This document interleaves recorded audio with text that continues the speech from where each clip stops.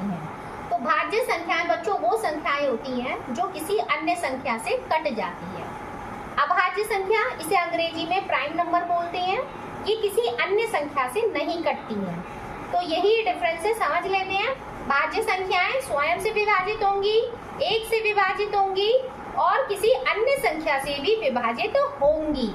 जैसे उदाहरण आ गया 6। 6 जो है, देखो बच्चों 6 तो अपने से तो कटता ही कटता है, उसके अलावा ये 2 से भी कट जाता है। जैसे 2 के पहाड़े में 6 कट जाता है, 2 3 6। 3 के पहाड़े में 6 आ जाता है, 3 दूनी 6।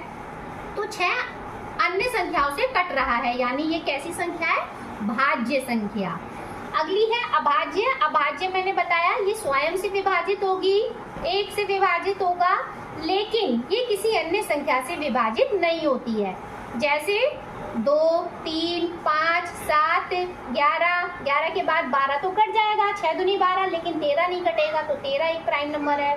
13 के बाद 14 कट जाता है, 15 कट जाता है, 16 कट जाता है, 17 नहीं कटता, तो 17 प्राइम नंबर है। तो सबसे छोटी अभाज्य संख्या 2 है।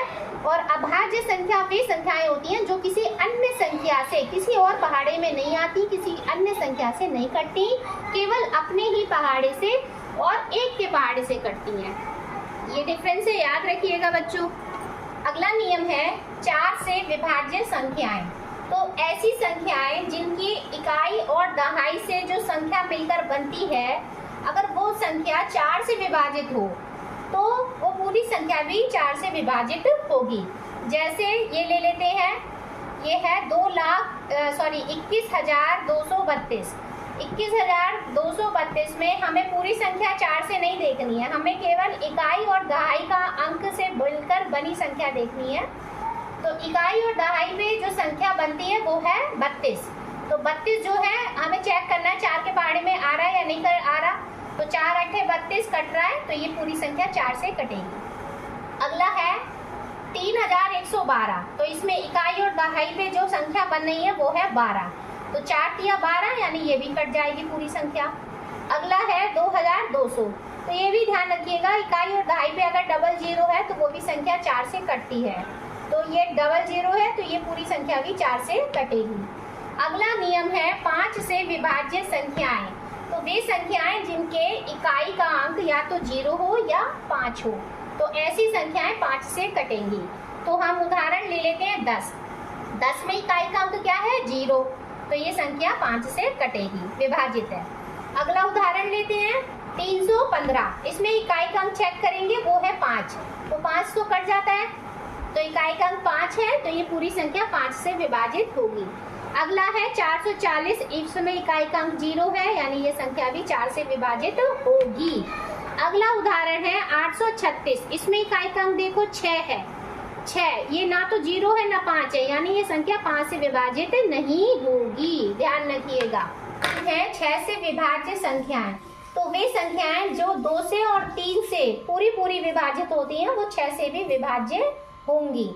जैसे 312।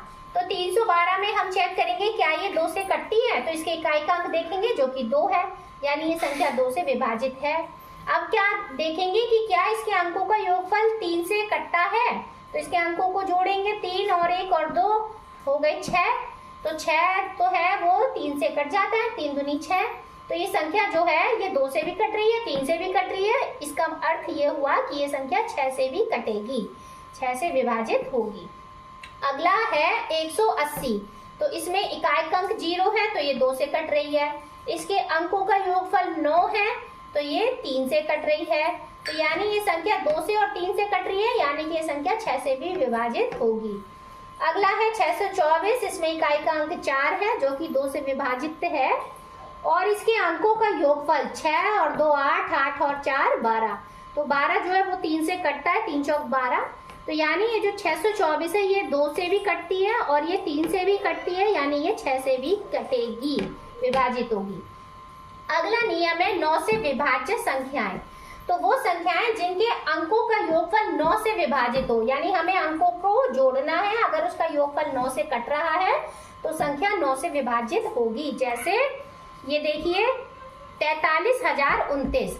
इसमें अंक है 4 3 0 2 9। इन सबको जोड़ेंगे, तो जब हम इन्हें जोड़ेंगे 4 और 3 7 और 2 9 और 9 9 18।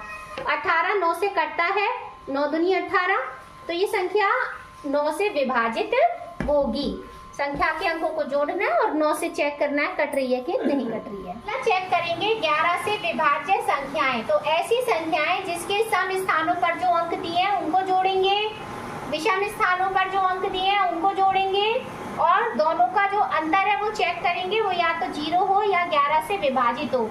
तो अगर ऐसी संख्या है तो वो 11 से विभाजित होगी। एग्जाम्पल से समझते हैं।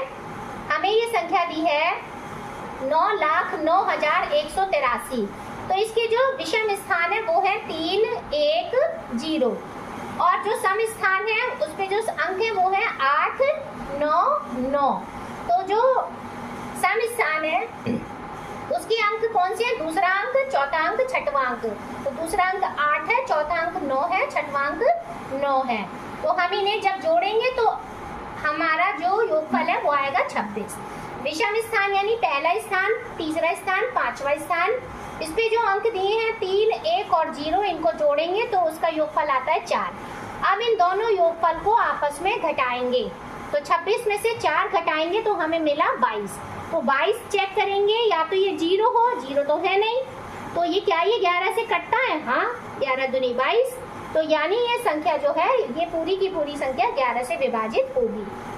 धन्यवाद।